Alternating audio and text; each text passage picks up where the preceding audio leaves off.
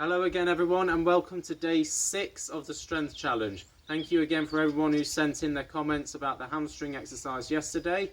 Today we're going to stick with a very similar theme, so whereas yesterday we obviously focused on the back of the thighs, we're now going to focus on the front. So we're going to be doing some quadriceps strengthening today.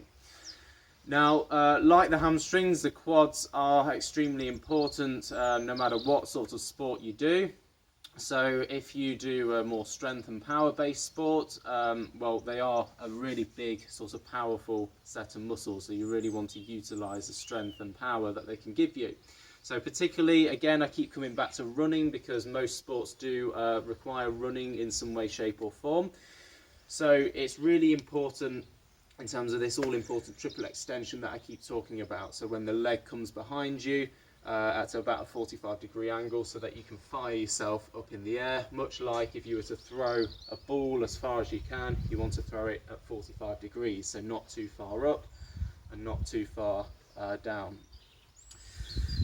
So much like the glutes, as I mentioned before, that hyperextend the hip, the quads are obviously responsible for extending the knee. So you don't want this knee to be bent when you're doing this triple extension movement. So we want the quads to be nice and powerful and able to do that movement nice and efficiently for us.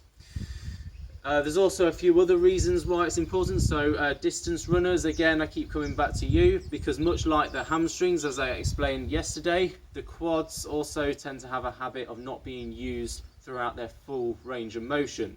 So like with the hamstrings, where you tend to just sort of not extend out fully when you're running because you're not running as fast as perhaps you could do, and you just run at that same old steady pace all the time. The quads are exactly the same because you're not going to get as much hip action going either, so you're not going to extend that quadriceps muscle. If you do a lot of fell running especially, then the quads are very important, or if you live in a hilly area where you're running downhill a lot, the quads are very important in terms of the lengthening contractions that I talk about. So the eccentric muscle contractions. So when you're running downhill, the quad's job is to resist gravity by doing the eccentric lengthening so that you can absorb the shock. So there's not going to be too much impact going through the joints. So really important in terms of that. Likewise, if you tend to have a lot of hypermobility in your knee joints, which is of course very common, especially amongst women, whereby your knees sort of go back while you're at rest, where you're just standing.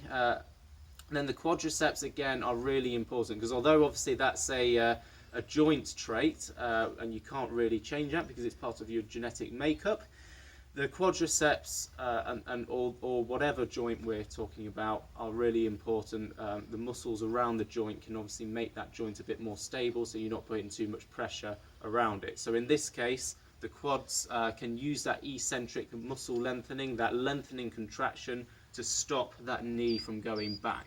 Whereas if it's weak, then it just sort of shortens and locks out. So it's really important for that as well. So we're going to do 2 exercises today. So there's going to be a level 1 and a level 2. The level 1 is going to be it's quite similar to the plank that we did back in day 1, whereby we're just going to sort of hold it for as long as we can. So it's a bit less intense because we're using those isometric muscle contractions. So you might have seen this exercise before. It's called the wall sit. So you're literally going to find a piece of wall. You're going to park yourself against it. So you want to pan round. And you want to be at a roughly 90-degree angle to the wall, but obviously you can adjust the difficulty by coming further up if you are particularly weak, or you could even sink further down to test those muscles a bit more. But generally I would advise people to start off about 90 degrees and see how long they can hold it for. So if we remember our technical points, we want our core to be nice and engaged, so we want to be pressing our back against that wall, so we don't want we want to remember our good posture, so we don't want that back to come off the wall at all. Also, I see a lot of people doing this exercise with their feet inwards like this, or just facing forward. Personally, I don't really like that because this exercise is very similar to a squat, and you wouldn't do a squat with your feet like that, so therefore it's good to have your feet slightly outturned so you're not shortening through that groin. So you're just going to hold this exercise for as long as you possibly can. And then level 2, we're going to go over to the exercise mat. So you'll remember yesterday, obviously, we did the Nordic hamstring curls.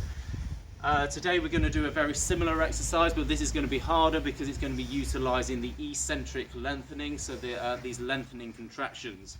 So again, if we set up our workstation, so we're going to put this towel just underneath our feet so it's not pressing on them too much and giving us too much pressure.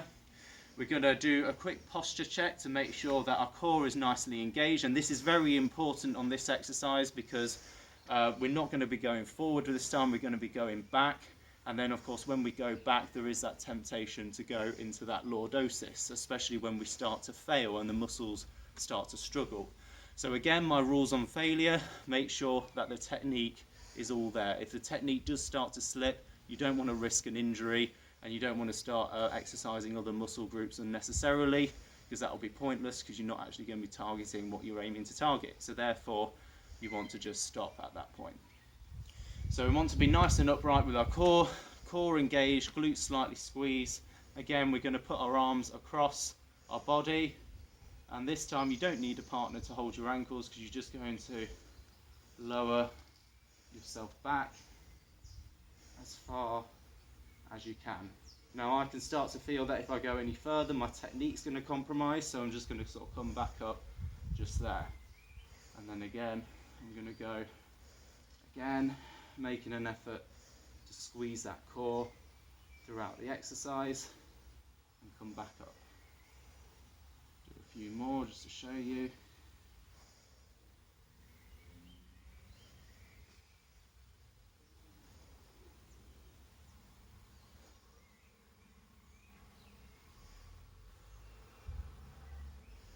So again, see how many of those you can manage without your technique starting to deteriorate. Let me know how you get on as normal.